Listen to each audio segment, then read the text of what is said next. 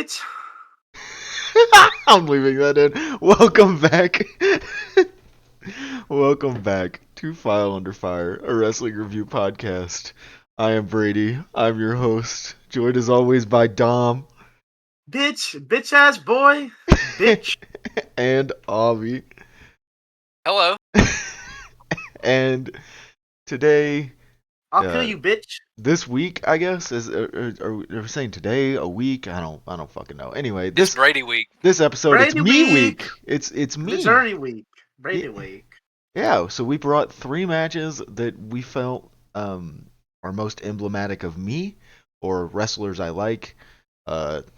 This was very close to being a full, just indie-rific episode, because Abby almost brought a different match. He almost brought it was the damn TNA 3-way. I just don't remember what we talked about it. I've already forgot Christopher about it. Daniels. Dude, it's the unbreakable 3-way that Yeah. that everyone but Brady has seen when it would be his favorite match ever. But we will, because I watched it and It's so good. Yeah, it holds up really well. Yeah, man. Like, I was talking with Gio actually over the course of this week because he listened to last week's episode of the pod and we talked about that TNA match, and he was kind of texting me back and forth, and we were talking. I was like, yeah, man. Like, there's a large amount of TNA I've just never seen because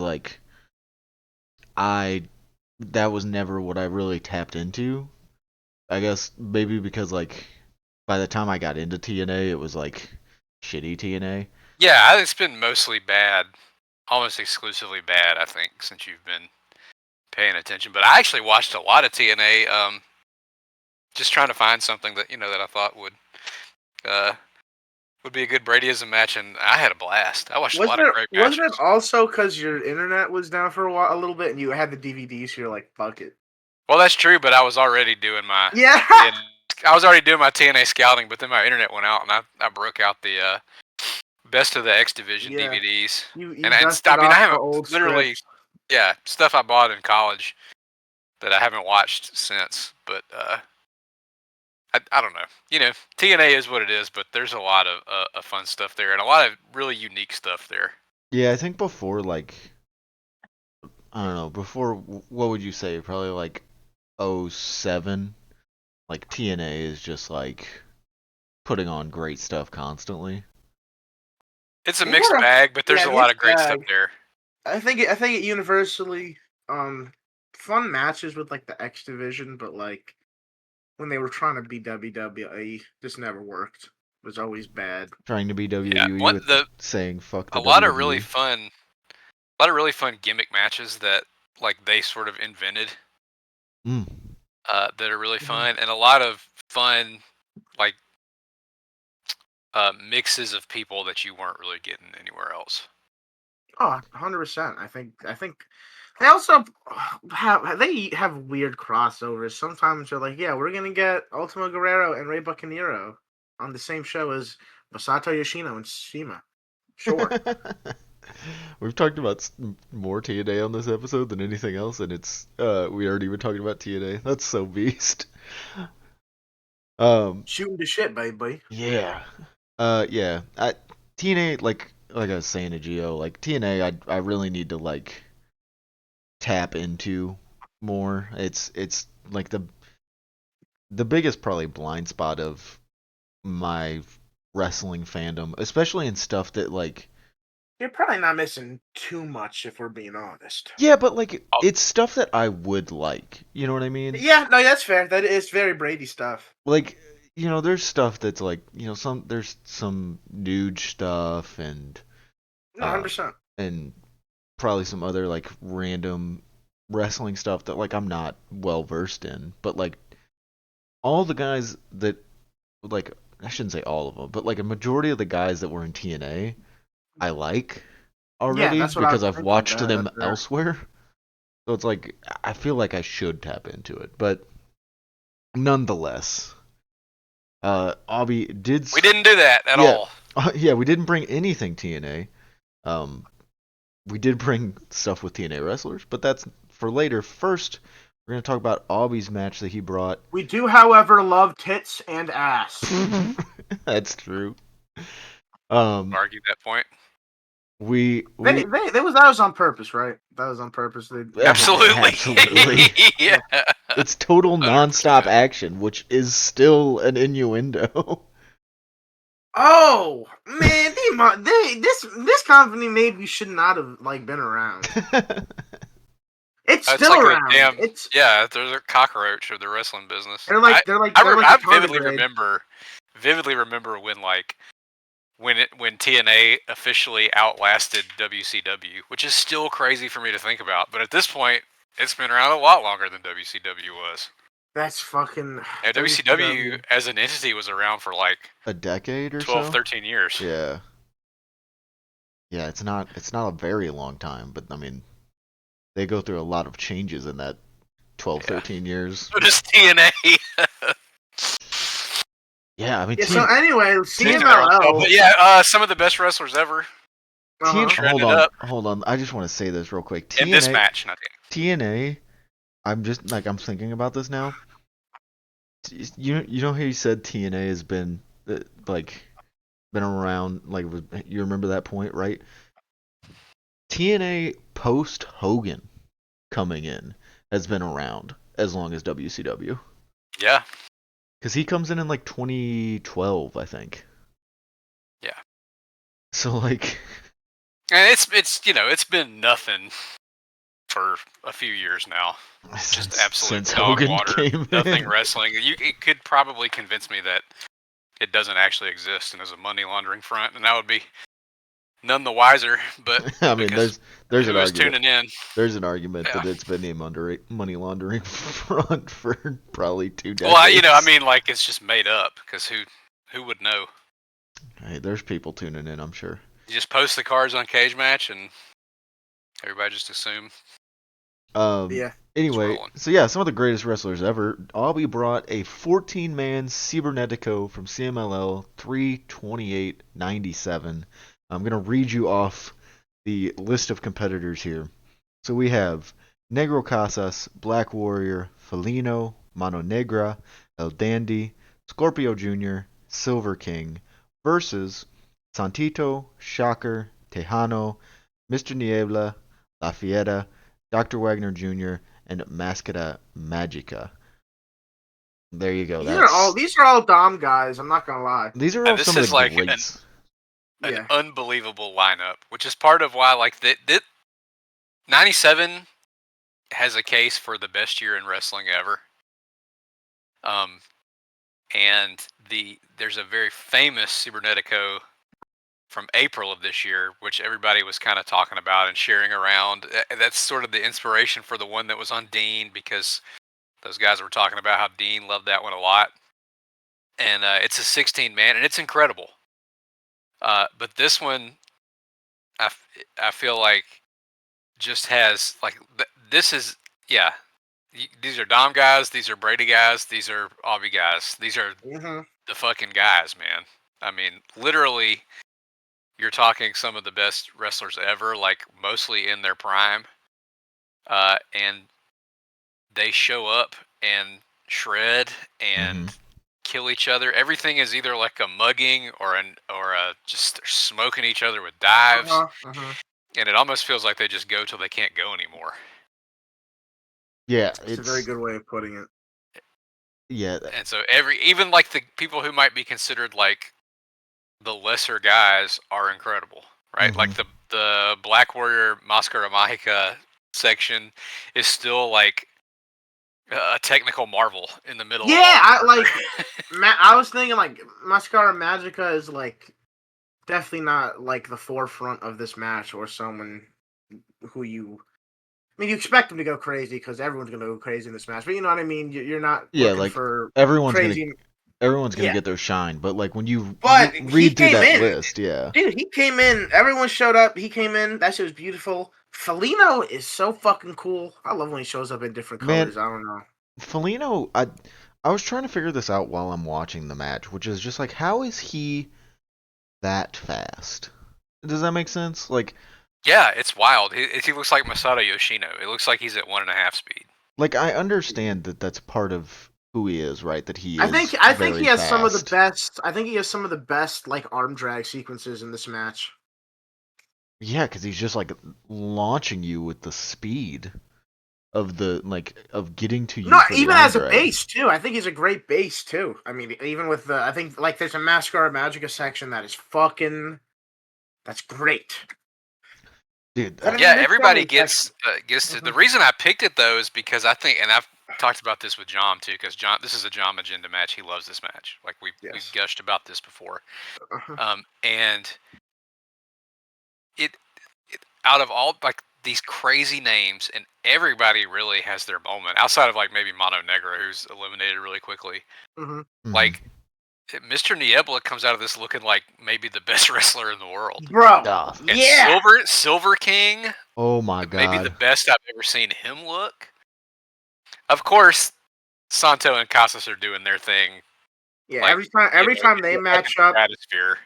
yeah, it's fireworks every time they get in the Yeah. ring together. Dude, they pretty much like want like it so after they have like the over the top portion to decide the entry, like they get back and like they're getting ready for the tag and like Casas and Santito are dying to get at each other. It's like it's great. Like Yeah, I literally wrote Casas and Santito classic, no notes, just good stiff shit.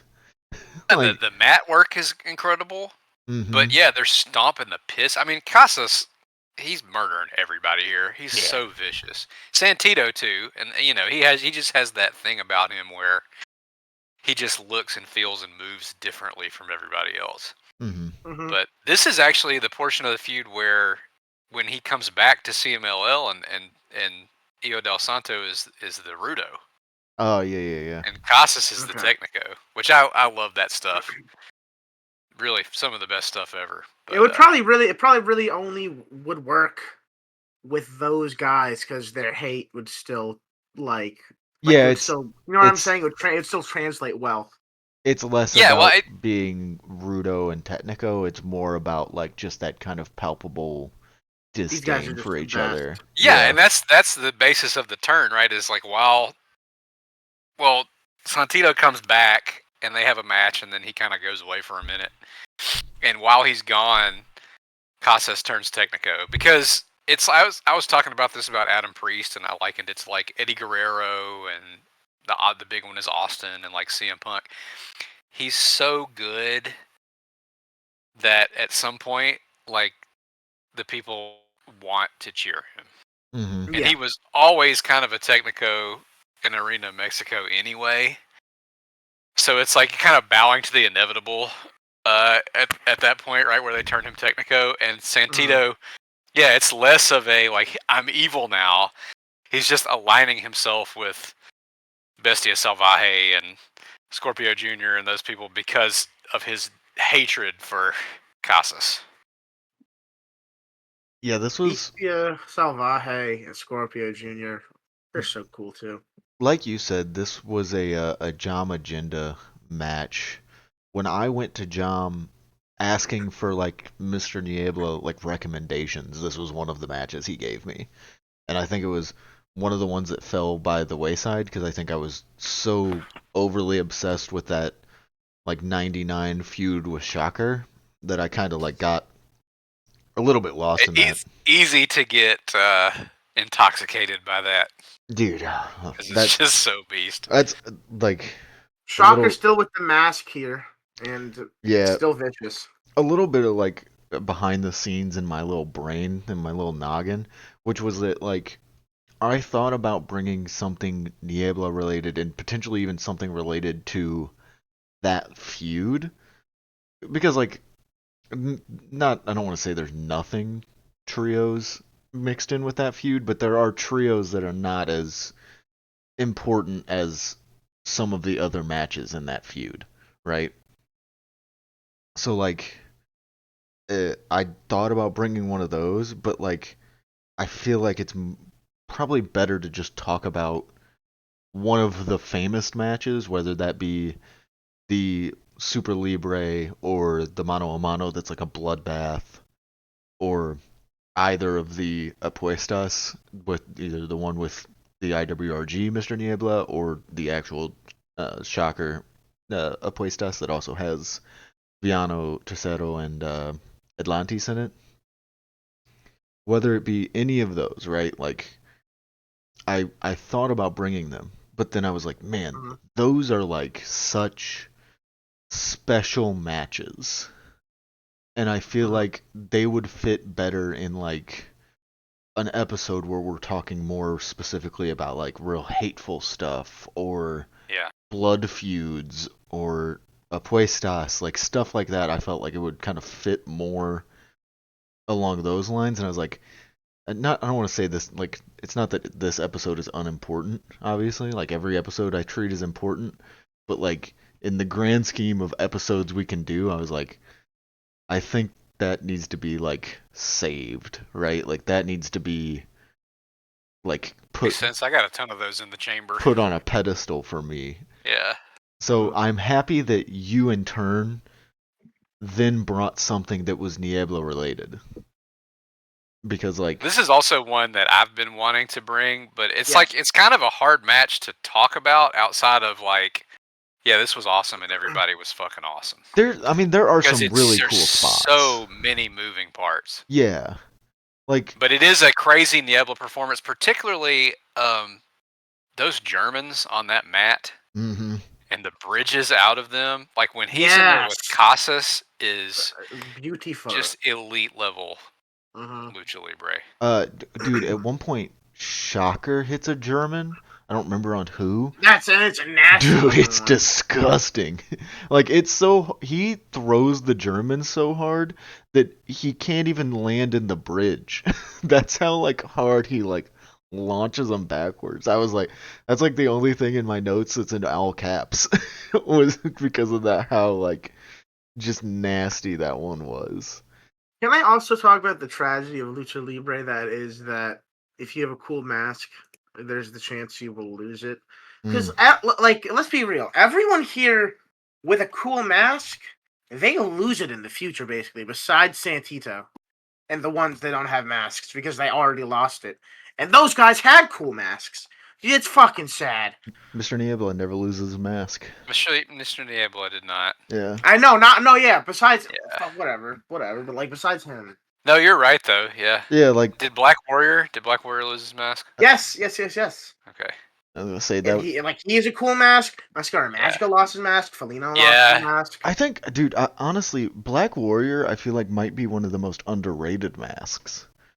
But like, he's underrated guy in general. That's perfect for him because he's underrated. Yeah, I think I've talked about it before, mentioned it before. But if you just want to watch like one of the best styles of wrestling, which is like a big lucha title match, he has one with El Dandy that is out of this world. Dude, that's another thing too. That's another guy, El Dandy here. Like, not maybe not like what I would picture of Dandy. Like, when I think of Dandy, I think of the like kind of longer, like flowing hair, no facial hair.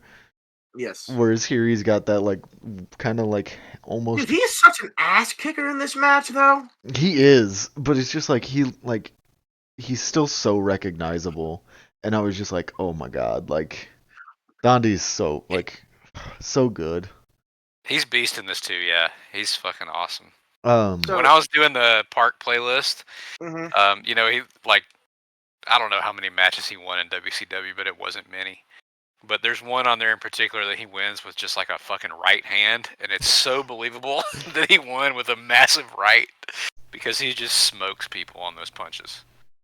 Texano and Dandy smoke each other and others with very. I don't know if it was a situation where they talked about beforehand, like we're gonna kill each other, or if it was just like the natural course of the match. Yeah. But the tone is sort of set in the battle royal part. Everybody is beating the piss out of everybody else.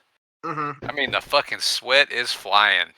I mean, I'm on Lucha Wiki for Black Warrior, and I want to say fun facts. He lost his mask to fucking Mystico because I think there was a little feud there. Oh, that's probably kind of cool. I won't. What year was that? 2006. Okay. There's like some dark ages of CMLL where some stuff isn't good.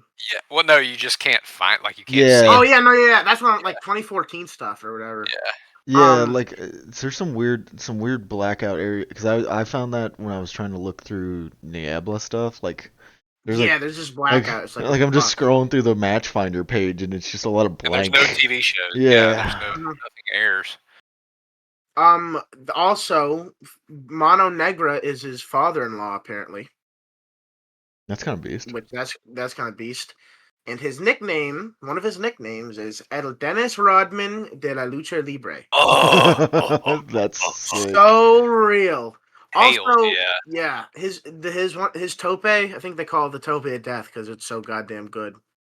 Well, that's the other thing about this, man. Every dive in here, somebody's getting, especially the Santito dives. Dude, he is just head first knocking. Yeah, he is always head first. Like all his headbutts on those shits are crazy. He kills Felino with one. The one he does on to Casas though, I think is maybe one of the coolest things I've seen dive wise in a match, because Silver King runs down the apron and like puts a hand up like he's trying to block a pass on the on the D line. And I was like, holy crap, I don't know if I've ever seen a wrestler try and like deflect a dive. And he barely misses him. He goes right over his fingertips, basically. And I think that takes both of them out of the match. Yeah, well, yeah, because they're like, they never got like technically officially eliminated, I don't think, unless they got DQ'd or counted out or something. Well, because like pretty much immediately after that, Silver King gets in the ring, and then that's when we get the finish. Yeah, well, he gets in there with La Fiera, who is bald. La Fiera bald. Bald and fuck without that. Dude, his forehead looks like Abdullah style. It is gnarly. It's gnarly. Yeah, it's so sick. But he just lost his hair the week before to Silver King, which is why I think they end up and La Fiera is also unreal in this. La Fiera. I know there's I think an online stigma that when he was older in Naruto, he wasn't as good, or because his body is already breaking down. But like, he's still a goddamn ass kicker. I find that narrative about luchadors in general is almost always bullshit. That's a narrative with Bestia Salvaje that I don't subscribe to. Mm-hmm. I think Pero Aguayo is only got better with age. Yeah, still incredible. Like as an old man, like that. I just don't buy that shit, man. Luchadors mostly age like wine. I mean, even like I know like there's some criticisms now of like Atlantis and stuff, but like it's still good. Like it's still enjoyable to watch. Maybe it's not. He ain't doing it like this though. No, but I mean, but he's never been the murderer that La Fiera was. No. Atlantis to me is one of those guys that's like the second tier of great luchadors. I don't see anything. I wouldn't put him up there with Casas and Dandy and Santino. I agree with that. Put him like a tier below. I think it's you know, in that like late 90s, early 2000s, I think he's like fantastic. Like especially the stuff. Yeah, it's just the bar is, you know, yeah, it's so high. Yeah. On the moon. I just haven't seen matches where he's like a super ass kicker beater. If you go watch, Dick Togo match is pretty good. No, that Dick Togo match was dope. Oh, this is a perfect opportunity for me to say, since I'm on record on this pod as saying that I don't think Dick Togo is like one of the all-time greats, I would like to officially retract that statement on Or having been watching like an unhealthy amount of Michinoku Pro this week, I was wrong and I apologize. Yes. Why are you watching Dirty Dick? Why are you watching him Pro, brother? Because after Dick, dude, what are you talking about? Awesome, dude. I wasn't sure if you had something like in particular that you're shooting for, or just watch awesome matches. Yeah, just watching good shit. That's real. Papa John, stay tuned. GIF. Yep. Yeah, dude. That like the Cibernetico, just Abba's eaten 20 pizzas in the last 10 days. Yeah, I'm just sweating my balls off watching Yep. Nick Togo. Yep. Stay tuned. Squish people. Yep. Fucking Stay tuned. Stay tuned. Yep. you're like supersize me yourself with Every pizza. other VK uploader was mysteriously found dead. No, he could never do that. That's his boys. Yeah, And but hilarious. wow. Before we wrap it up, I do want to say, like at the end, because it can get lost in the chaos. Yes. Because I feel like cyberneticos are like needlessly complicated. Yeah. They Like are, yeah. some of my friends and I did like and Ethan was in on this. It was his idea. We did like a draft where we were going to fantasy book a cybernetico, and like we had probably like 10 people, and I was the only one who actually like wrote it out. Because when it was done, everybody was like, "What's the cybernetico rules again?" And I think everybody just like fucking gave up. But Silver King and Wagner are on opposite teams, but it plays into the finish. They're trying to beat the crap out of each other, though.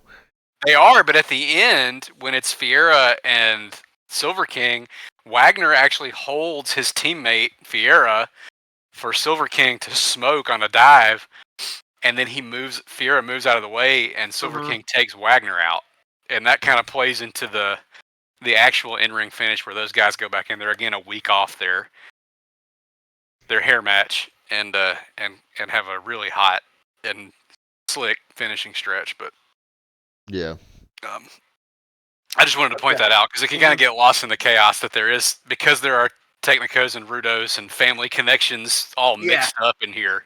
I did want to say I did find it funny that the Casas family did end up on one team. Like, I mean, yeah, that's right. Yeah, like all three of them all ended up on the. I should have got heavy metal in here. Or all two of them. Dude, whatever. I imagine being heavy metal and your brothers on. I know. I think I've made this. We've had this conversation. Felino and Negro Casas. Fuck you. Once again, and I think honestly, I don't think this is ever going to change. I think favorite wrestler of File Under Fire is Negro Casas. How could he not be, man? Yeah, he's top 5. He is so fun. Yeah. And like, you could go back and forth on greatest or whatever, but like, is there a wrestler on Earth who is like more consistently just fun to watch? Dude, I don't think there's many. Even like, he's another one. Like, as he gets older, he somehow gets more fun. Like, he gets grumpier. Well, it's like when he's younger, right? Well, like, bro, to me it feels like he was old fucking 30 years ago, and he's just still around. You know what I'm saying? I can't attest to the quality of 2025 Casas, but I'm sure he's better than most guys. I mean, he did get fucking boned by the WWE camera thing where they passed right over him for that Mexican OT. Yeah, from Latin lover to that Mexican OT. Fuck you, Negro Casas. He's actually worked for the company. Who's this fucking old man? Get the fuck out of here. Club Lucha, Foose did say that they showed him earlier, but it's just egregious to watch. I mean, and I'm it fits not my watching, narrative, brother, so fuck it. But yeah, I love this Cybernetico. Some of the best wrestlers of all time. Just I love Dr. Wagner Jr. Yeah, he's crazy good in this too, man. That's vicious as hell. Before we move on, I do want to say, as much as I enjoy all the fun colors, there's something so perfect about the all white Wagner. Dude, it makes him look like a mean motherfucker. I don't know what it is. He's dope. I love it so much. I think he's just I wanted to say this before we moved on because I didn't mention it somehow. Dr. Wagner Jr. is one of the ultimate Dom guys. He is one of my favorite luchadors and favorite wrestlers ever because he's just so fun. He's charismatic. Not to sound like a dumbass, but he is almost like he's like a guy in like Arena Mexico. Like he's like not at this point, but later in his career, he's a guy like The Rock almost. That's real. He could still back that shit up because there's a lot of moments in this match where he's like, "Fuck you, opponent. I'm gonna make the crowd cheer for me because I like it," and that's like, that's beast. I like that. That's funny. I like doing the Wagner pose. Yeah. I think the all white thing too is that's the His medico father. gimmick. Yeah, right? yeah, Well, yeah. it's like Infirmero and any doctor or like medical professional gimmick, they have the all white to be like. Yeah, because you get like, I mean, I can obviously speak to this because I know like you getting your white coat in like medical school was like a big deal and shit. Dude, he should not have lost his fucking. He should still have his mask. I'm not gonna lie. Oh, I do also. While we're going out of order, he's so handsome though, man. No, he's incredibly handsome. But I love that mask. While we're going out of order, I don't know if you guys were paying attention to the commentary, but there's a point early on where the commentary says, "Children and ladies, do not attempt to emulate the Rudos." And I thought that was like, oh my god, I didn't. Okay, things I've ever heard. You just reminded me. I cannot describe how much I love the commentary here. Who the fuck is Dr. Alfonso Morales? He's the color guy. Yeah, he's calling everybody a pistolero. But I do love that every time he's gonna throw to him, he says his name. His full name. His full name. He says his full name. And he's doing the gimmick of like making up like ligaments and joints and stuff. Oh, that's so good. Yeah, dude, that's great. It's not him, but whoever's the play-by-play guy. Whenever Shocker does his dive, like does the like tope over the top rope. Oh yes. Did I say Shocker? Cool mask loses it, even though Shocker El Guapo. He's very. Yeah, handsome. I mean, come on, 1000% guapo. 1000% Dom, have you ever watched that? Have you watched that Apuestas? The Apuestas, no, but I've seen that. You and John have recommended it to me, and I'm very slow on things. But so it's up there. I'll spoil it a little bit. Here's the fucked up part is, that the Niebla and Shocker Apuestas is not the best part of that feud, by like a far margin. Really? Yeah, the best parts are like the matches before that where they're beating the dog piss out of each other and like bloodying each other, all this stuff. Like the Apuestas is good, right? Like in like a lucha sense, but like the matches. Oh, the matches yeah. they There's have the before match that, where he's hella bloody. I've seen. Yeah, that one's fucking gnarly, bro. Like that. That's the one I think they recommended actually. Not Shocker, a great bleeder. Yeah. Blading. Oh. With the beautiful blonde hair, yes. Let guys fucking blade CMLL, please. Please. Dom and I were talking about this too, though. Like, you don't even have to like bleed; just hit each other. Yeah. No, yeah. That's ever since you said that, I kind of can't unsee it, and I wish it. I'm like, oh yeah, wow. I kind of do miss a lot of the stiffness. Like Friday on the Friday show, it really stood out how Euphoria and Averno were kicking people in the face, and nobody else is really doing that. I feel like even Hechicero has fallen off on the stiffness side. He's not very stiff lately. You know what I'm saying? I don't know if that's... Yeah, I don't know if that's like because they're putting him in a bunch of like lightning matches and stuff. Yeah. Or what? But it's not even just like the stiffness, it's like the intentionality of everything. It's a conversation for another day, but it feels like a lot of people are going through the motions. So shout out Euphoria and Averno for disrupting putting some ass behind your shit. Averno is so fucking great.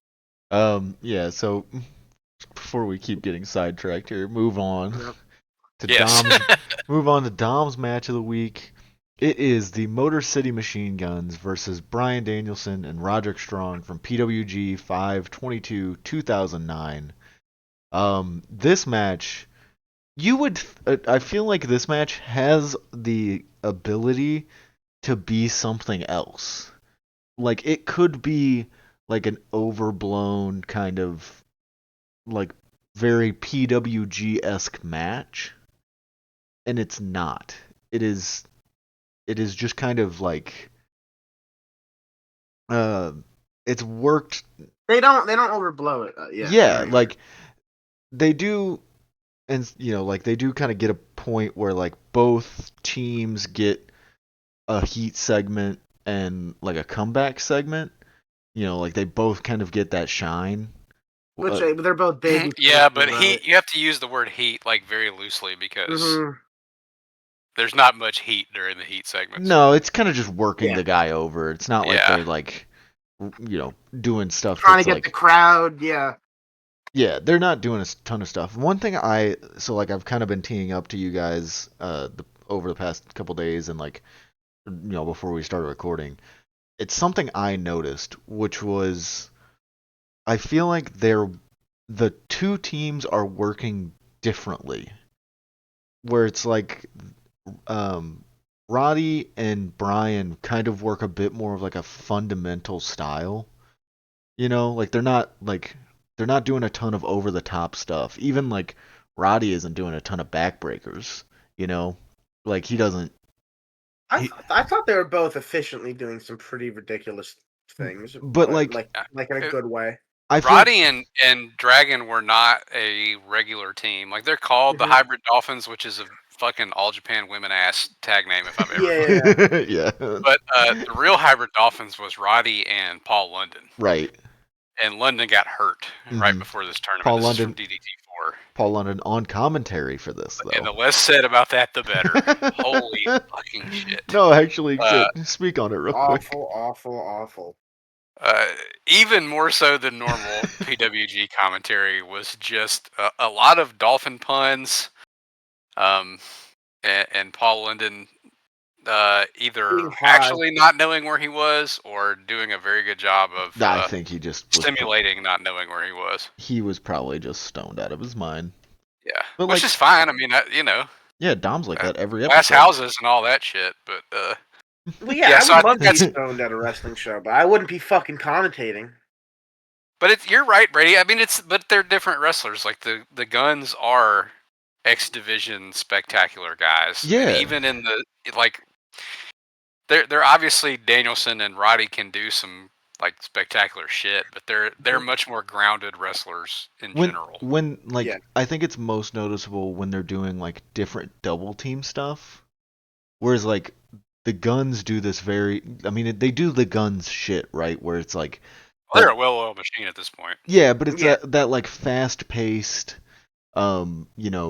swinging momentum double team work that they do very well. They're fun to watch always. I agree. Like I think they're very fun to watch. I think they do what they're doing very well. But like I'm glad it's like hard to be more. I'm sorry. They seem to be more respected than they used to be. Yeah. I know for a long time I was a Chris Sabin water carrier in particular. Like I feel like for a long time he was very underappreciated. Yeah, I mean I think Chris Sabin's awesome in this. I think he's definitely the one that doesn't get talked about as much, but I think that's because like Shelley did kind of more stuff outside of what the Guns did, if that makes sense. Yeah, and Shelley also has like a more unique style. Like he was doing like a lot of the mat stuff. Like he was innovating a lot of the indie style mat stuff of the era, whereas Chris Sabin can, on first glance, feel like just sort of like he was a generic X Division guy, but he's in a lot of the best X Division matches and is the glue guy in a lot of really great X Division matches, and it just was always reliably great and always sort of overshadowed by the bigger personalities, right? I mean, in early X Division, you've got AJ, you've got Joe. Mm-hmm. This is almost basically an X Division match, by the way. Yeah, I mean, I don't think Danielson. I don't think Danielson ever works TNA. Roddy, maybe. No, but I feel like at some point that would not be like these absurd. These are all. I mean, obviously Sabin and Shelley, yes, but like, these are all four guys that would fit into that envelope very well. Roddy, this is like that weird. I don't want to say weird, but like that kind of transition period for Roddy between like being long pants, kind of good tubby guy to like. Oh, dude, I love Puffy Roddy. But like, yeah, this is like college Roddy. This is him Generation Next Roddy. This is him was a like beast. in that transition period to being like the fuck you Roddy that everybody kind of idolizes. Speaking of Generation Next, I think Shelley and Strong put a little extra stank in both their segments because of They probably have that They Generation probably have Next that, background. yeah. Shouts out Generation X. We'll talk about that a little bit in the next Yep. match. But yeah, dude, they're like they're doing great stuff. I literally at one point wrote Saban punches. I don't even know what that was referencing.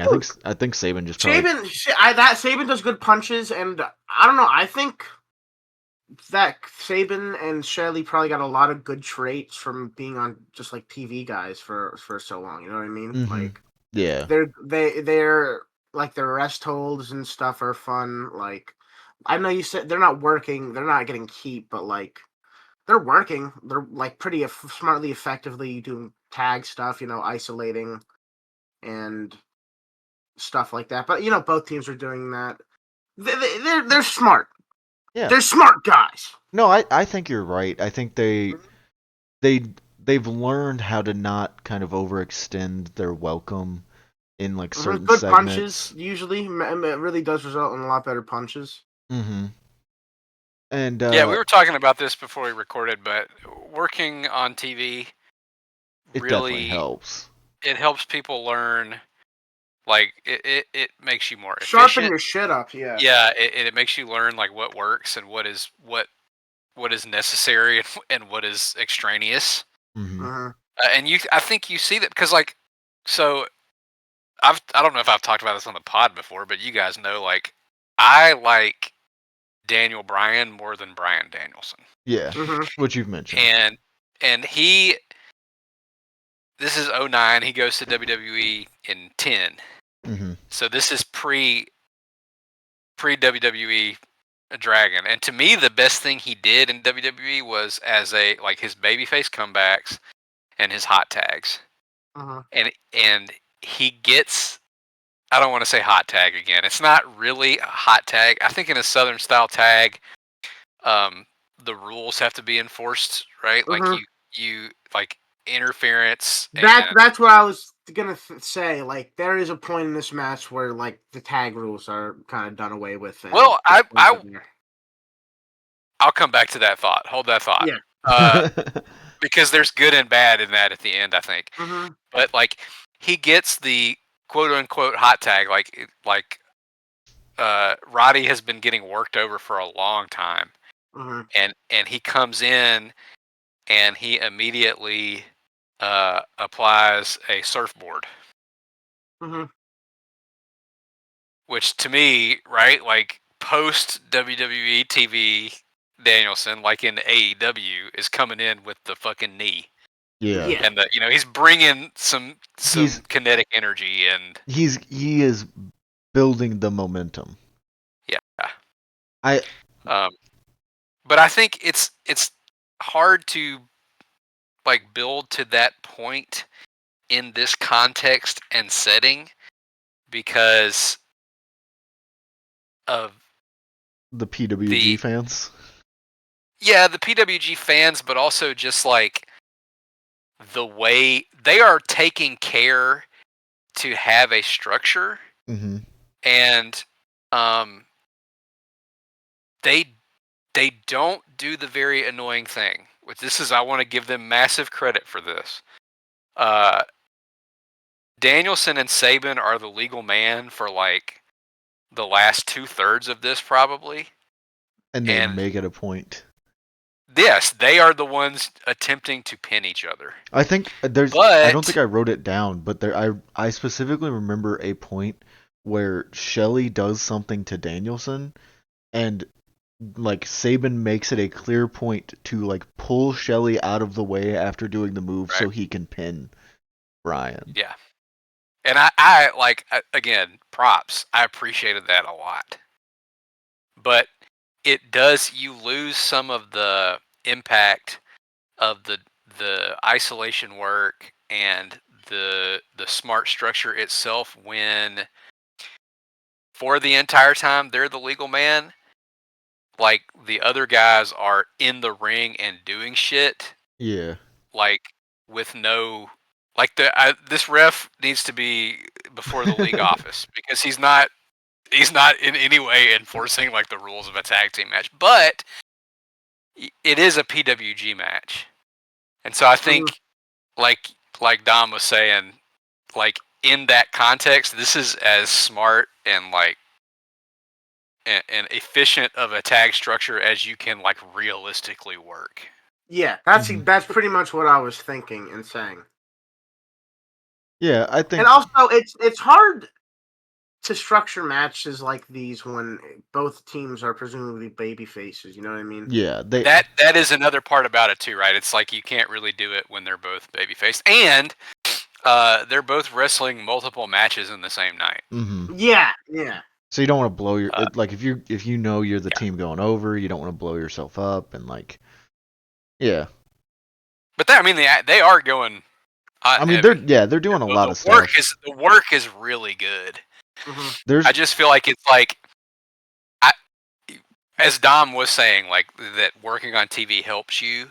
I think if this is post WWE Danielson, then it's a little tighter and like a little more on point with that stuff. But like as far as a 2009 PWG match goes, it fucking rips.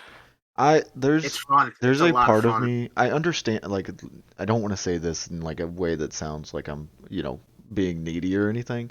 Like, I understand why when Danielson leaves WWE, he's only doing like, not, I don't want to say big matches, but like he's only doing like specific stuff. Like it's not like he's trying to work horse because like he did it for so long.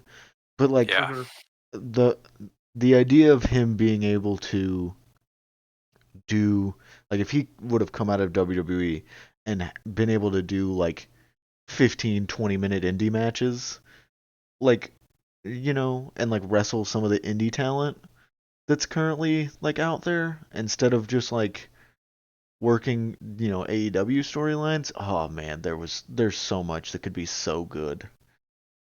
Like, and I guess maybe he could. Yeah, and I think it would help those guys a lot because I have some stuff that's sort of in the vein of that for your match, Brady. But like, you like spotty stuff, you like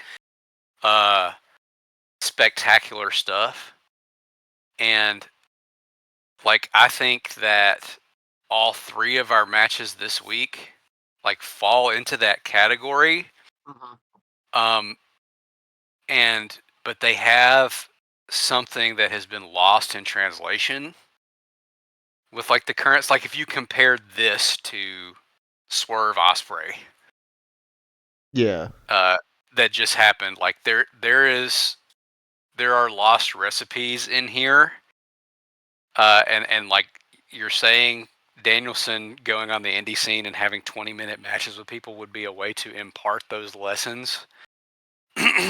That there is a way to do the spectacular spotty match and still have it not be excessive and be not same goddamn thing, not wash over you and be like a 50-50 thing, Yeah. And this match does.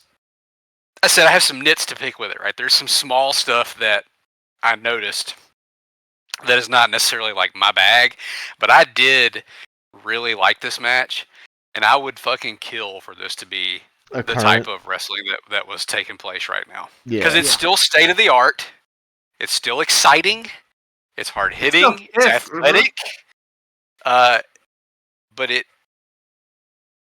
we'll talk about it when we get to Brady's match, because I came away like I wrote a lot on Brady's match about why this works where a lot of stuff now doesn't.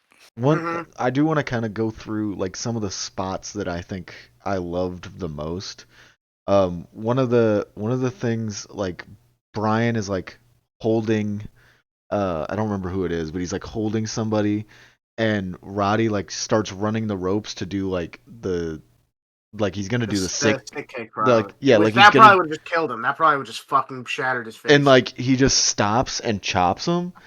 Stuff like that is like, it's so simple, and like, even though like we're talking like it's kind of a like not a heatless match, but like there's not heat segments necessarily. No, it's not a heatless match. Like the crowd is with them. I just don't think that they got the full effect of some of the stuff they were going for. Yeah, but I think because of the way. But I will also, and I'll let you finish, but I do want to, while I'm thinking about it, Saban, TV trained, when he comes in after like the long beatdown on his partner, he comes in a house of fire. Mm-hmm. Yeah, and he does do the hot tag thing. It's fucking great. But yeah, so like, no, I don't. It's not a heatless match. The crowd is with them, and like Dom said, it's tough. Babyface is tough. But just doing simple stuff like that to me, because like the crowd is expecting the sick kick, but it's like that's a pretty early spot in the match. Like that's within like the first probably like 5 or so minutes of this. Like I think it's like 20, roughly. Like 20. Yeah, perfect. Doing stuff like that, I think is really smart, because it like sets that stage of like, even though they're not heels and they're not baby faces or whatever, like it still kind of creates that ambiance of like him being smug a little bit. Another spot that I do like when they inevitably do the like do the sick kick and then the German. And, that shit is awesome. Oh, it kills him, dude. Yeah, all the work here is really snug and crisp.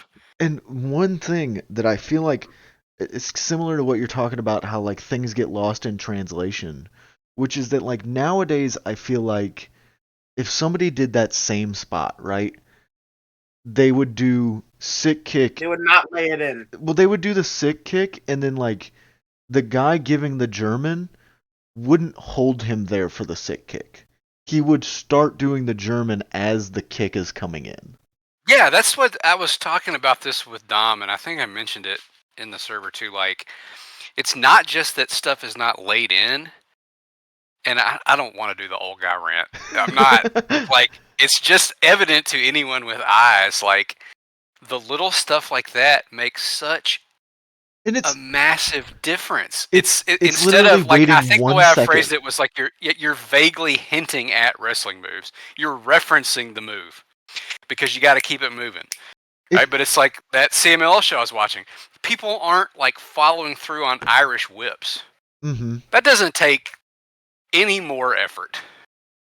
That's like at all. It literally takes. But it's just like we're moving through spots. It takes 1 second for Danielson to just wait to start the like bend of the German. Like 1 second. And it makes such a huge difference. It looks so much better. Mm-hmm. It's like the whole thing now when people in match, when they do the whole pinfall routine, they just push away for the pin. They're like, you know what I'm saying? And so that's one of the things I wanted to talk about in Brady's match, is there is a spot where they are like rolling back and forth in the pins. And when you see that now, it's literally just like there's no resistance. They're just rolling back and forth. And in his match, Gibson, like on the seated roll up, hits him with the back of the knee. Yeah. And then rolls through. You know what I'm talking about? You know the spot I'm talking about? Like stuff like that is so easy and goes so far in making stuff not feel rote. And like you are just reciting the match. And I know you still are. Like, I know intellectually, you planned out all these spots, but like, respect my time. Yeah. And this match does. This match does. This was a great choice for a PWG match. Tom. There's one point I do want to talk about real quick, is like another thing they do. Saban and Brian are like in the ring, and then Shelly and Roddy are outside the ring. And they start fighting for a second, and then they realize that they both have the opportunity to take out the other guys. And like, I understand that like you could just let that happen or whatever, but it's just like I love the stupid understanding of like, no, we're not. Turn, dive, and just like clean both of them out. Yeah, it's good, and it's a beat. It's not like they don't both stand there with their fucking jaws open like they're mouth-breathing morons, and like while the camera zooms in on both of their faces as they No, realize it. you almost don't It's even just a realize. beat, and it's You see the other two on the ground, you look back, you see them punching each other, and then you see them diving. It's literally like that quick. Dude. Those sandwich kicks were awesome. Dude, oh, they're like so many good strikes. I don't Before I care. forget, Go ahead. this is the same show as the fated Danielson Roddy versus Young Bucks match, and it's almost crazy.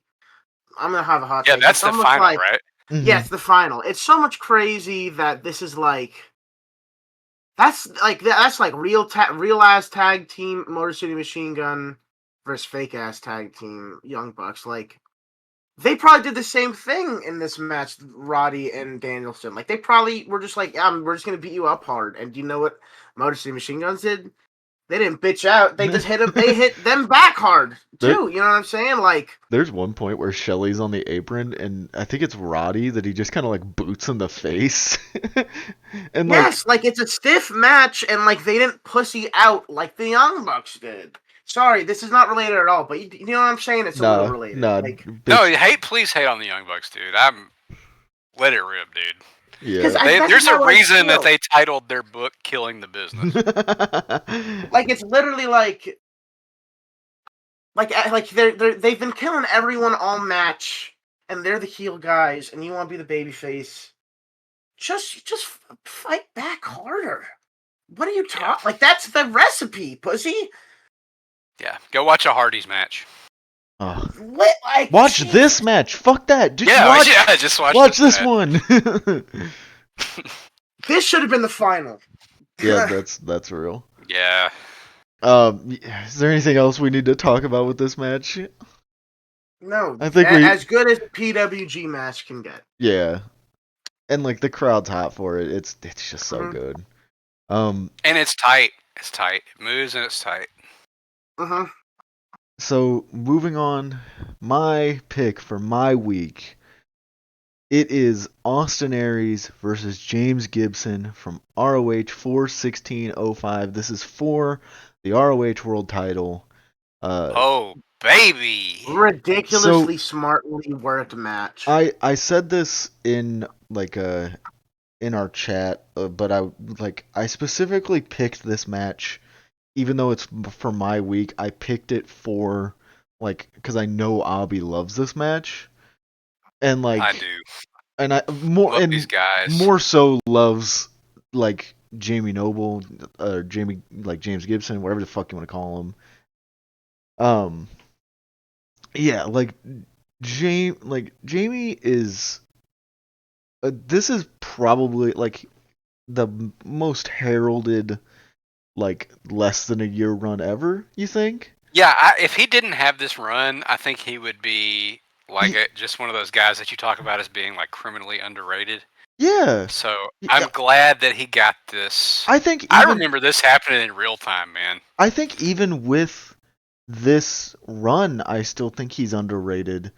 But I think if he doesn't have this, I think he kind of falls into that 2000s WWE mid-carder guy role. Well, he's like his former partner Jimmy Wang Yang, right? Yeah, he had a little Ring of Honor run, but it wasn't on this level. But he's just a guy who's remembered as, oh yeah, he had some cool Velocity matches, and I really wish he had gotten to let rip. But Noble got to let it rip. Noble was cool everywhere. Even as Jamie-san, he was fucking awesome. Or if you compare as Brady said, one of my favorites. I will not argue with that at all. Redneck Messiah, baby. Love the Redneck Messiah. If you compare him to Joey Mercury, who he got put with for the stooge securities, Joey Mercury does not have the same amount of praise, but he has the same amount of ability. Yeah, I agree with that. Yeah, that's a perfect comparison. But yeah, dude, Jamie is. He is so good. You can go watch those Velocity matches. He has maybe one of the best Bryan Danielson matches. I'll say it. On Yeah. that, Hell, he has one of the best Rey Mysterio matches. that like sub 5 he has with fucking Danielson on Velocity. I gotta watch that Rey Mysterio match Yeah. now. I don't even think I've seen it. Man, I don't think you were there when we watched that, Dom. I'll send it to you. It's a it's a WWE match. It's like it's like what 13 minutes or something like off that. The charts, yeah. Yeah, it's. But it goes with what Dom was saying about working TV. Like, he's working the ROH main event style, but he is maximizing everything he does. He's not overdoing anything. Dude. And he sells good. I mean, you watch so many matches that, like, when they try and do body work or limb work, that it's bad and so, like, unfocused and aimless that you hate it. You hate it.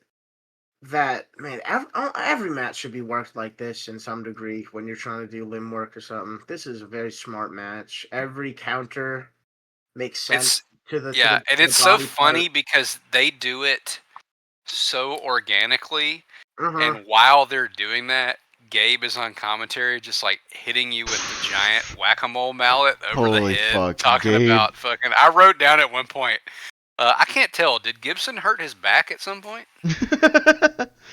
Yeah, Gabe. I mean, we've I've talked about this a bunch with other people.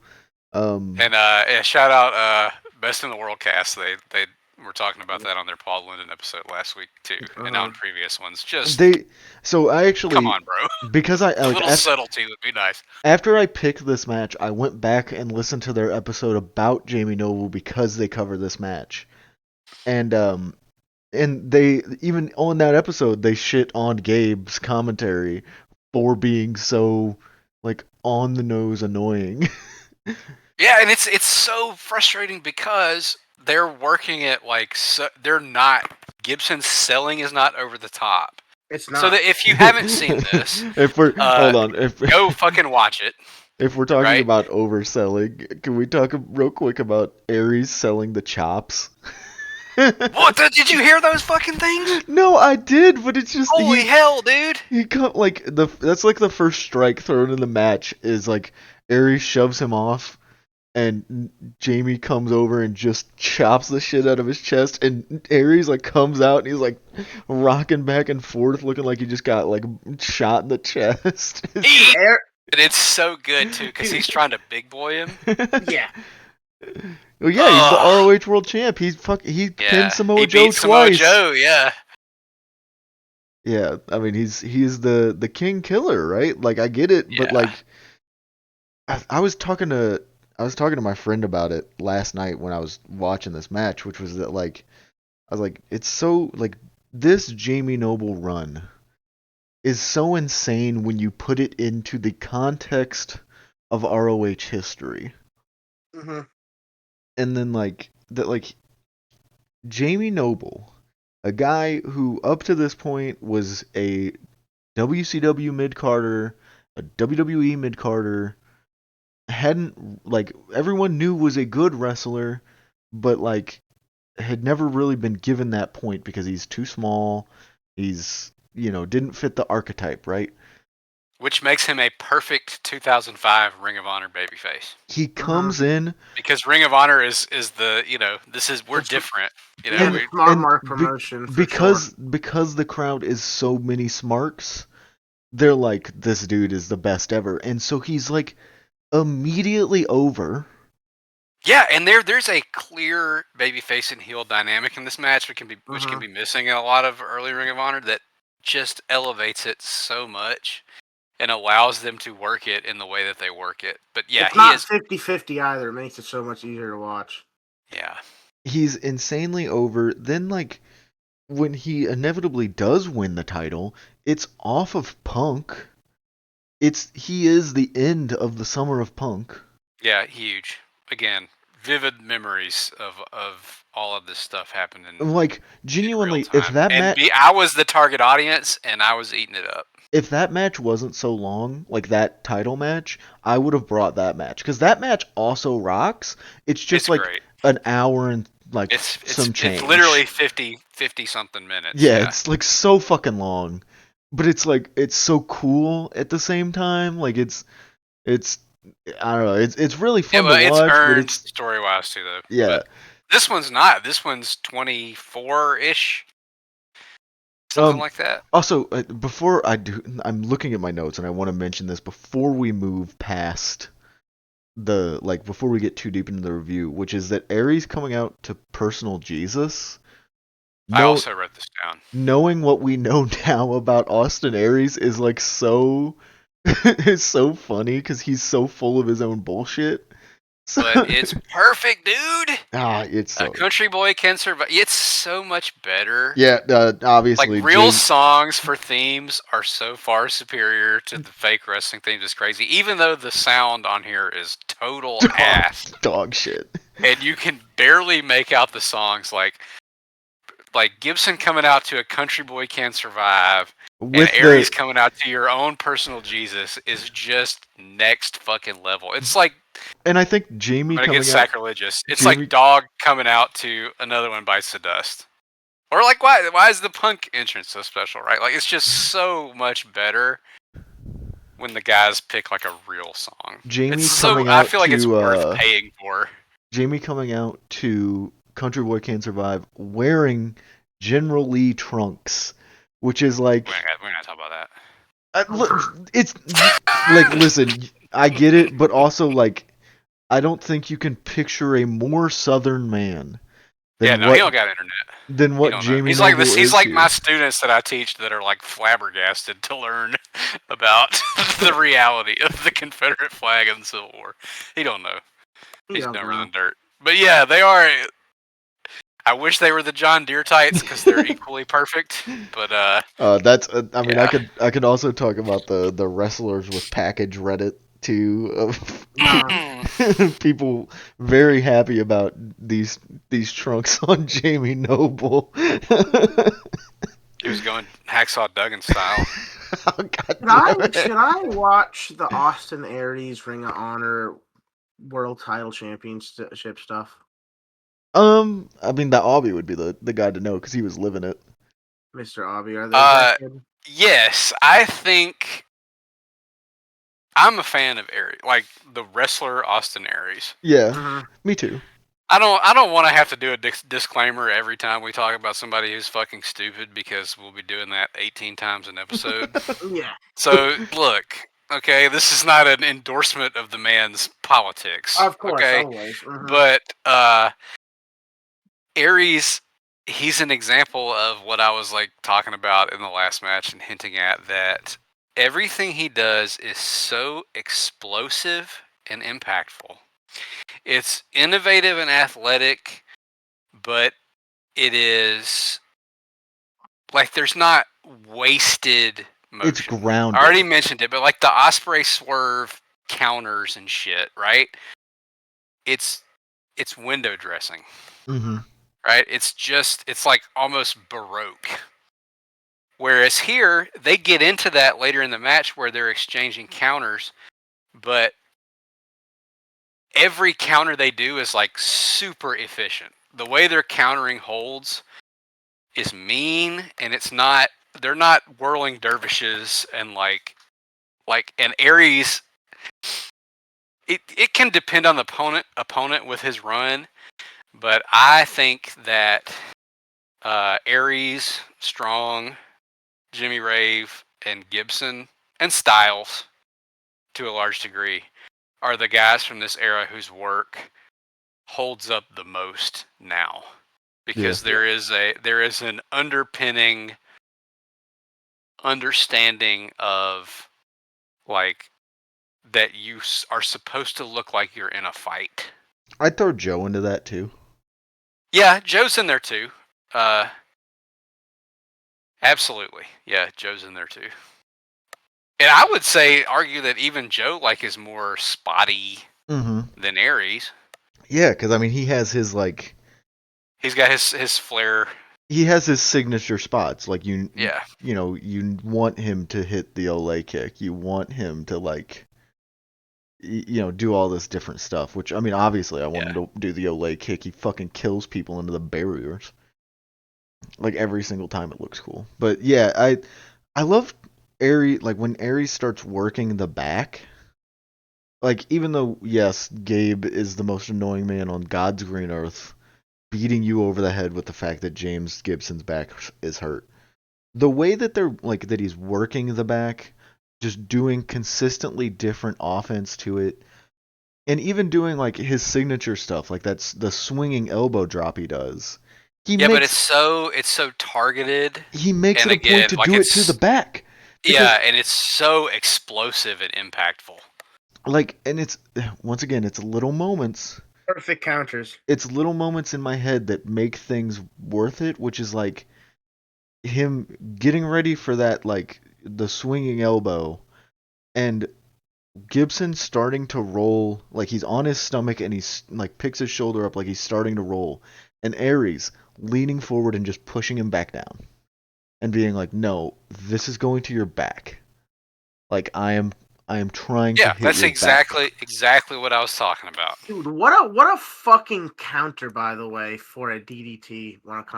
Wow, I love that part, that little spot where he just puts his knee up and it works because he's fucking his own back up. Yeah, and Gibson is so good here at not dying. Because like it's the way this match plays out is on the mat, Gibson is better. When they stand up and start trading, Gibson is better. And he takes him out. He does the Taka, run top rope crossbody block, and Aries takes that signature barricade bump that he does, and then he turns it around and hits Gibson's back on the barricade. And then pretty much until we get to the end, it's Aries targeting his back. And we've already said, that stuff is really good and interesting. But Gibson is really, really good at the Ricky Steamboat, not dying, finding little counters, and then doing stuff where, like, he's not doing over-the-top back selling. His back being hurt, he's not hamming it up. He's maybe doing a knuckle rub on his back. Or the effect of the back work is that he is like a half second slow. Yeah. And so he has these little bursts, but because his back is fuckered up, and he can't sustain them. It's not like the obvious, not to talk about the fucking Young Bucks again, but it's not like the obvious thing where like the Young Bucks always do that shit where like they're constantly like, grabbing their back, my back. Yeah, he's getting these little adrenaline bursts, and then he's like having the natural consequence. And then Aries is seizing every opportunity, like after the Gibson burst, to go right back to the back. Dude, Aries eating shit on a 450. I want to point out. Oh my god, that's like, there's a lot of moves from the top rope I don't know if I would want to take without a person to land on. I think like 450, 630s are like, like the high rotation moves that you have to go high for are like bottom of the list. Oh yeah, and the way he does, again, because he does everything like with force, he whips through on that 450. Yeah. Yeah, because he's doing it fucking again. It's like the Scorpio 450. He's doing it like he is trying to hit somebody, not like he is trying to die on it. This wrestling shit ain't that hard, guys. Or like he wants it to look like he's in the Olympics. This wrestling isn't that hard. I don't think. I think people make it harder. But see, that's the frustrating thing, and that's what like dumb people fail to understand. You can do this. You can do this style. You can make it modern and athletic. All you've got to do is like make it make sense, and make it look like you are in a fight. I know we've talked about this before. The reason that I got into wrestling was because I wanted to see people fight. Which is probably why you like WCW more. Yeah. Speaking of WCW, did it pop you guys to see Aries put on a torture rack? Yes. That. But that's just one of those things though. Like it's just like it's a smart thing. Like he doesn't do no random Mm-hmm. submission to pop the crowd. He does. No, it's targeted to the goddamn back. Yeah, it makes sense. It's So fun. the finish here is like it's some fuck shit. It is like I don't know how you guys feel about the finish. I feel like it's like Fuckalatugan. it's Whatever. very much a big trick on the crowd, I think. Yeah, I think Todd Sinclair, I will kill you for raising James Gibson's arm first. Dude, I'm Yep. sure if you were I will like murder you. That's a Gabe directive. And by the way, you know what the name of this show is? Another Gabe on the nose bullshit. Y'all know what the name of the show is? What? ROH Stalemate. Well, he would always name the Fucking- shows afterwards. So like, yeah, I mean, Well, I don't think he was surprised by what happened. He probably named them concurrently Are with you- booking them. Are you trying to say that Gabe knew the finish? Yeah, he does like Gibson's gonna go for the Gibson driver, which is a Tiger driver, and Aries like blocks it, hits the brainbuster, but he like does the kind of cradle pin. Both their shoulders are down. They count both the shoulders, and the pop when they like raise James Gibson's hand is so fucking loud, bro. Like that is like. Yeah, and I saw somebody on Cage Match say that they thought maybe this was like Gabe trying to see what taking the temperature Of a Gibson title putting win. the title on Gibson. Yeah, because he raises his hand instead of doing the double hand raise. Yeah, the double hand raise or like. If you're gonna do that, at least steal from the best and have another referee run in to raise Aries' hand. Yeah, like Dusty style. You know what I'm saying? Have the refs instead disagree. of making Todd Sinclair look like he was like intentionally Try- going Scott Foster mode on the. Dude, but I will say if that is your temperature taker, it's no wonder why they inevitably put the title on him. Oh yeah, and I think it's really stupid to like detract from a match because you don't like the finish. That's something that I see a lot. Mm-hmm. Oh, it's hurt by the finish. They didn't come up with the fucking finish. They were given the finish. Yeah, or told like maybe they came up with how the finish goes, but they got told like, hey, it needs to be a double pin. But like it's not a shoot, man. Yeah, they're doing a double pin, and everything before that is like fantastic work. Yeah, so good. So it feels stupid to like deduct points for a finish you don't like, and it's tricky in Ring of Honor, I think, with this crowd, because traditionally when you do that finish, it's to extend the heel title run while not making the babyface look weak, and the ROH crowd is not thinking that way. Yeah. To them, it probably just feels like they're getting screwed. A bullshit pro wrestling finish. Yeah. But I don't it doesn't detract from the match. Aries is on such a heater at this point that he was like named the head trainer of the ROH school like while he was the champion. Well, I mean, I think that's Gibson still gets his moment in the sun. They know Punk's leaving, right? Like. Yeah. But you know what I mean. Like it's not like Aries deserved. Like you can extend his title reign. Yeah, it's all good. And I don't think probably that anybody involved thought that Gibson would be leaving to go back so soon. But I mean, even still, like they put the belt on him, and then like he still gets his moment in the sun. He still gets his moment, and he's the guy who drops it to Danielson, which is like maybe like the most heralded ROH World Title run. Like, you know what I mean? Like, I know. My point is that like I don't think that you should consider the booking when you talk about like whether or not a match was good. So Yeah, I think like anybody that dings this in any way is like a the nerd. finish is dumb.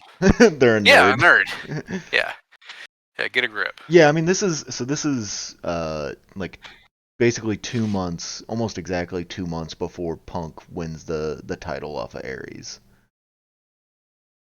So like Yeah, and I'm sure Gabe, as anal as he is, already has that booked out. yeah. And it was a hell of a damn angle. So it was so good that Vince just straight did it again. Did it again, yeah. With that concluding, it's time for my new favorite segment on this goddamn show. Dom, talk about your animal of the week. So, Brady week. Brady, you're Missouri. I'm sitting down cross-legged, crisscross applesauce. Like a Round. kid in a library. Yeah, yes. So it's Brady week, Missouri. Apparently looking it up. We're known for our research. Yeah. Yes, Missouri's state amphibian is the American bullfrog. Which I did not know, by the way. I had no idea. I didn't know until I saw it. I mean, they're cool. They're very big and round. They're mean motherfuckers, and they get huge because they'll eat anything, and they fight. Fun thing, basically why I picked them too. They basically wrestle. Yeah. If you watch, there's a lot of footage. They will lunge at each other with their mouth open, and it looks like they're doing exploder suplexes. Basically, it's basically, not to sound like a fucking nerd, but it's almost Sasaki versus Nagata-esque. Damn, I would hate for a guy doing a wrestling podcast to sound like a nerd. Right? A guy talking about frogs on a wrestling podcast. While you were saying that, I was thinking about Nagata and Akiyama, so no worries. No, yeah, but like, it's cool though. Like there's a lot of footage of them, and they beat each other up, man. It's nasty, but it's fun, and but I think they're fun to catch. You can pick them up, and they're you can pick them up, yeah. And sometimes some bullfrogs and frogs and toads will scream. Some don't. Some are chill. Some people used to be getting pissed on purpose by the bullfrogs on their warts and whatnot. Yeah. I don't know if it's real, but there used to be the whole thing of licking the bullfrogs to get high. Was that real? I don't know. Yeah, I think there are some that do have the. Nature is so cool, dude. That's why I love Dom's Animal Corner. Dude, I love this segment. Some animals have a defense mechanism that is make DMT on your back. Yeah, that's awesome. So you bit me. Nope. Now you're having awful hallucinations. Yeah. What do you think? DMT Azul? DMT. No, that's bad. That's appropriate with Okada returning to Arena Mexico this week. What do you make this not evergreen? What do you think the DMT hallucinations of a predator of a frog would be? Or no, of like a predator that eats a frog. Like they go to eat it and then they get the DMT mouth defense and they're like, oh, now I'm just seeing things. What do you think they would see? Some cosmic shit. The shit that they were displaying on at Dead shows in like 1990. Oh, definitely. Deadhead La Parka. Yeah. Or did you guys watch fuck, what was that show? I just watched it. My memory is so fucking ass. What is it? Like a kid's show or like No, it's a real show. Oh, it's the second season of Poker Face. There's an episode where I've not seen that, no. Okay. Well, that's a great show it's a murder of the week show, but it's fun. Ooh, I like that though. Yeah, it's by Ryan Johnson who did like Knives Out. So it's really I've seen people talking about it. I don't know. I'm not. It's a lot of fun and it's an easy watch, like while you're like folding laundry or shit. But there's an episode where that features like Kumail Nanjiani is doing oh my god, what's the Gator guy that was big during the fucking pandemic? Oh, fucking God damn it. Holy Everybody is yelling at us right now. Gator guy? Yeah, the dude, the fucking crazy meth head, alligator, murder for hire. Fuck. No, he was Lions. Yeah, the Lion King. Oh, Lion King. Dude, everyone is so mad at us right now. Lion King. Oh, Tiger King. Tiger King. Yeah, There we Joe go. We got it, boys. What's his name? Joe Exotic. Joe Joe Exotic. Exotic. Okay, yeah. So everybody has already turned this off. Yeah. Camille Nanjiani is doing like the alligator version of the Tiger King, like mixed with Florida Man, and he has a pet that's gator, awesome. and they like look into the gator's eyes and understand that he's like a kind soul. And it's like a really psychedelic, like fucking like alligator trip. So That's fucking. Let's see that. yes, it's exactly that. But anyway, sorry, I fucked up Dom's Animal Corner trying to remember Tiger King. No, it's fine. It's completely fine.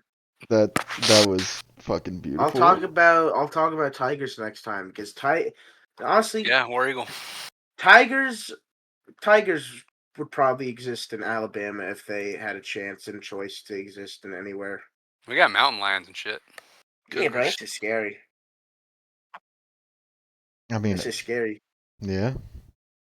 Outside of like the small minority of psychotic white people that are holding everyone else hostage, Alabama's pretty cool. Like the most biodiverse state in the United States. Yeah, we got We water got mountains, moccasins, rivers. We got Mhm. fucking beaches. Scary bitches. Yeah, ain't no doubt. Yeah, that was beautiful.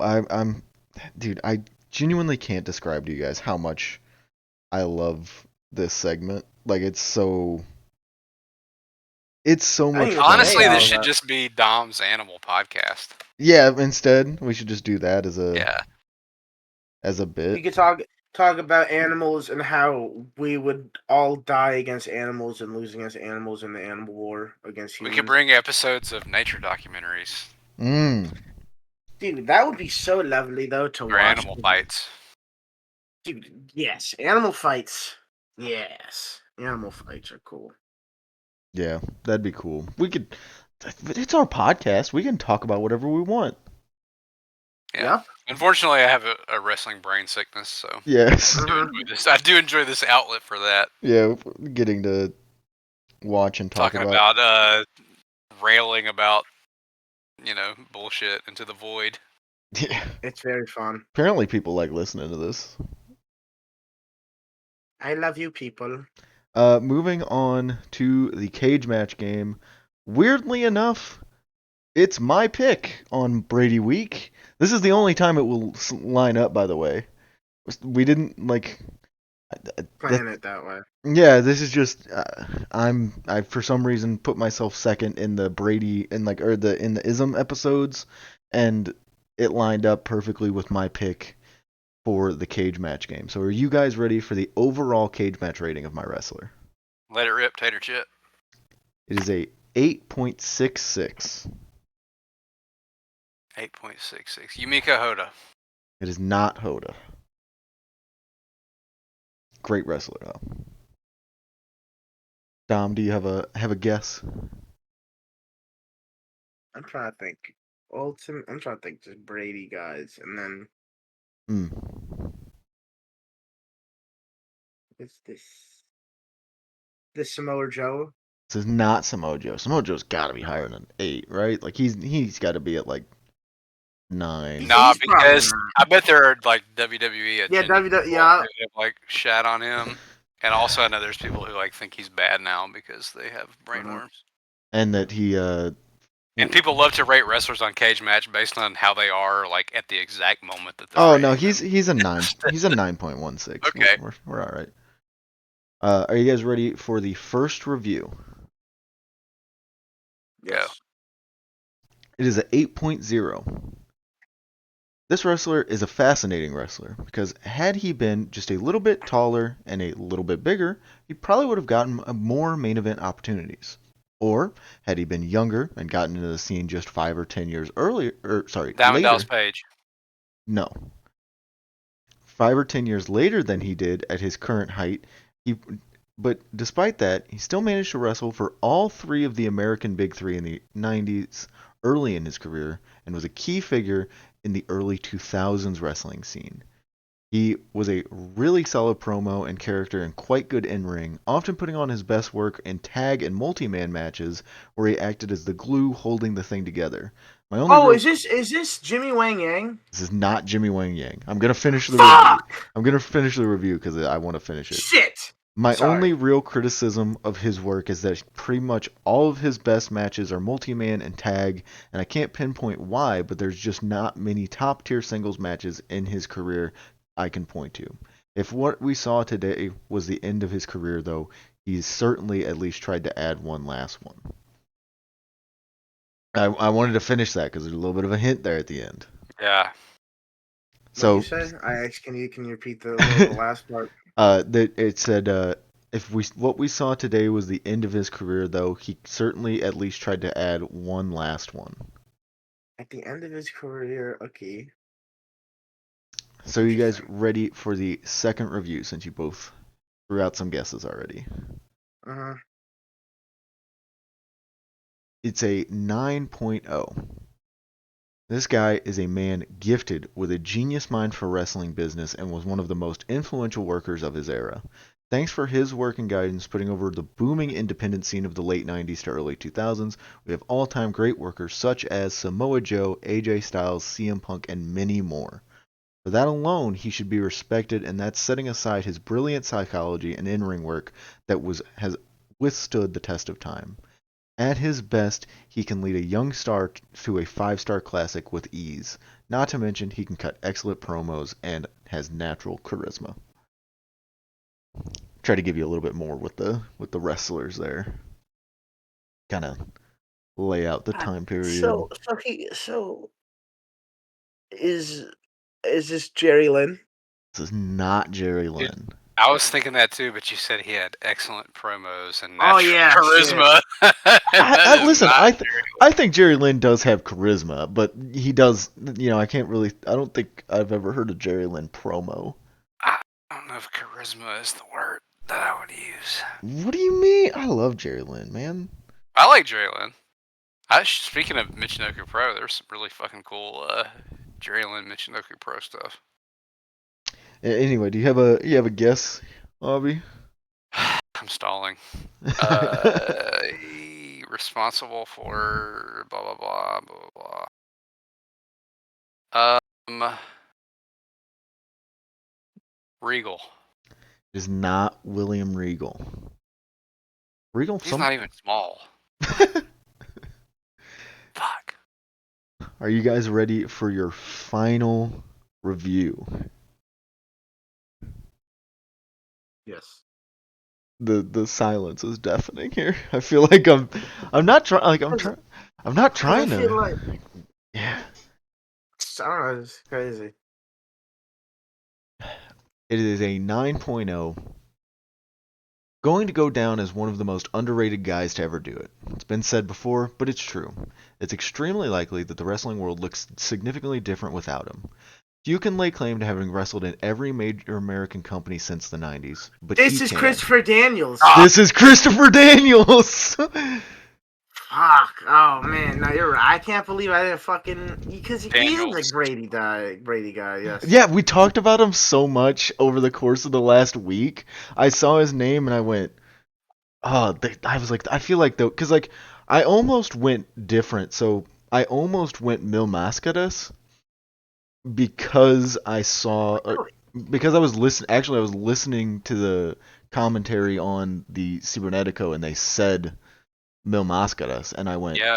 I like that clicked into my head, and then I kind of read through the reviews, and I was like, I feel like it's a little like a lot of the reviews are too vague on Mil Mascaras. They talk just a lot about him being an egomaniac, which like that isn't necessarily that specific. So like, in the grand scheme of wrestlers, like talking about a guy who was super over and became an egomaniac, you could probably name 5, and I don't know if you would name Mil Mascaras, Yeah, I don't know if I would have been able to name Milner. That's a dumb criticism of him anyway. I think what threw me was the talk about how his best matches are multi-mans, because in my mind, that means like 6-man tags. Yeah. But like knowing that it's Christopher Daniels, they mean like 3-ways and X Division fuck fests and Yeah. And like yeah.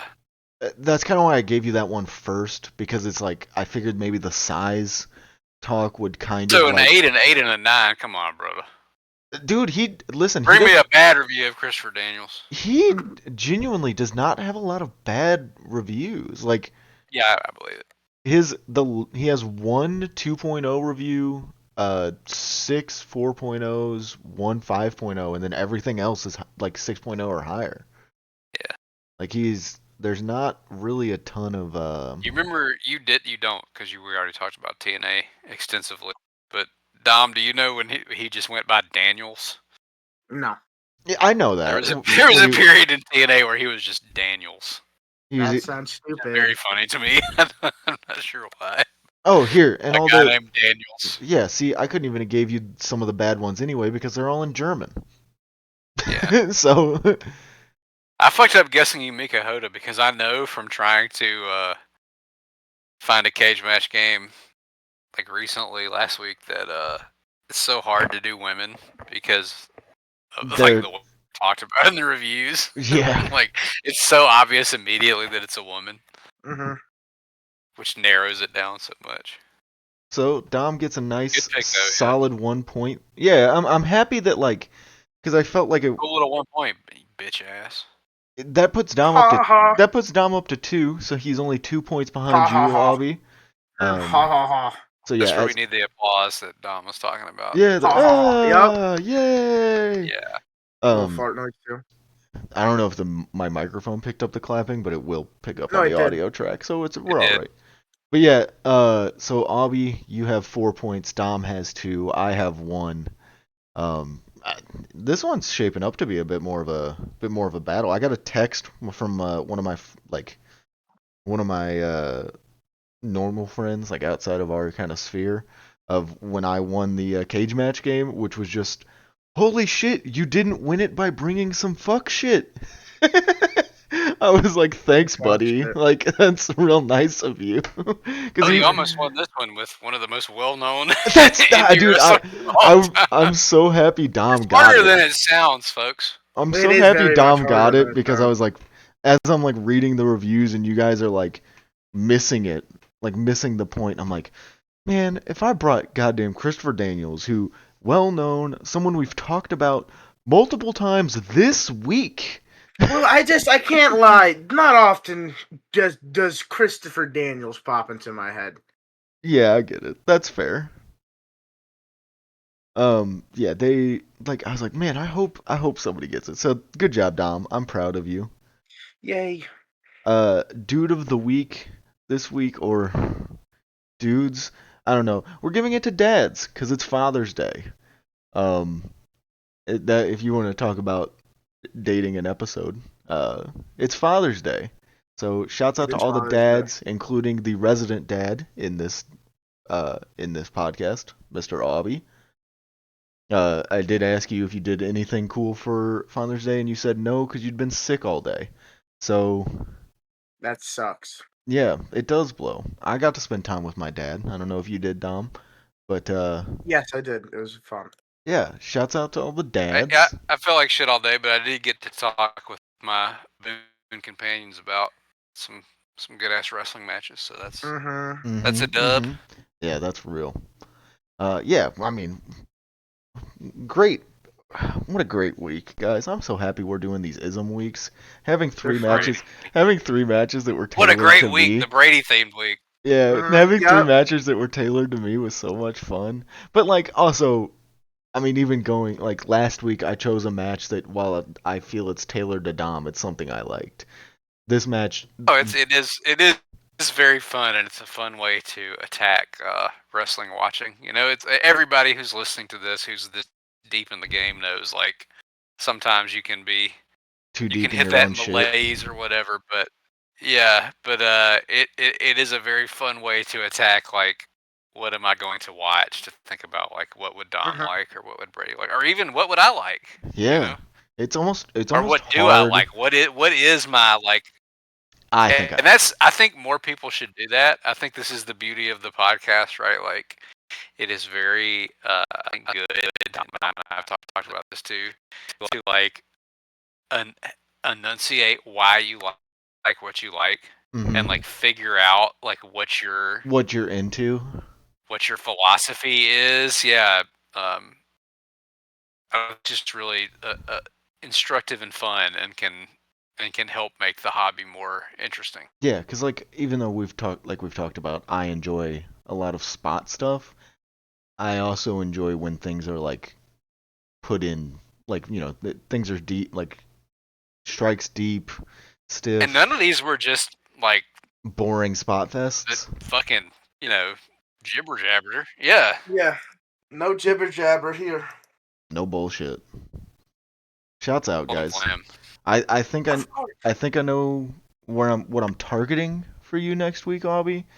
But I think we all probably have similar thoughts.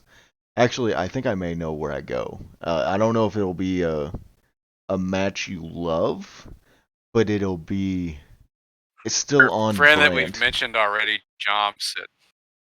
Our friend that we've mentioned already, Jom said, Hobby Week is going to be 2 1994 WCW matches and a let me see exactly how he phrased it. It could be an LA Park match. Yep, you fucking phrased it. With like super fucked sound. Yeah. Like you can't hear at all. Yeah, it's gonna be like a fan cam of the most random fucking like lucha brawl you can find, and then that's what he says. I imagine Hobby Week ends up being 2 matches from WCW 94 and Park a handheld featuring a television sound heard. That's maybe I ought to bring fucking something. That's the other thing, right? Like, there's so many different ways we could attack stuff for you. But, like, we could just bring some like crazy bloody brawl, and like that's still Obby coded. Or like some like random FMW stuff. I think anything with a strong bitch a lot. I bitch an inordinate amount, but I like wrestling, and I think there's good ways to do almost everything. Yeah, I could bring like goddamn something from New Japan versus War. That's the other nice part about doing stuff for Obby is he's made so many playlists that he's curated. I could just go to the playlist section and just be like, all right, what am I like in here? So that's real. I'm thinking Southern Tag, so yeah, if that helps. I think it's real easy to go like rock and roll or just like a WCW tag. All those things I think are easy avenues to attack, but I think I may try and kind of divert, if that makes sense. But yeah, shouts out to dads, shouts out to Obby. Can't wait. Shouts out to you guys for listening. I didn't even think about this, Obby. Did we get an email real quick before we wrap here? The last email we got is just me and our boy Connor. Shouts out Connor, man. Shooting the breeze. But let's see. I'll double check because last time it was fruitful. Yeah. I doubt it though. It was fruitful, but it happens.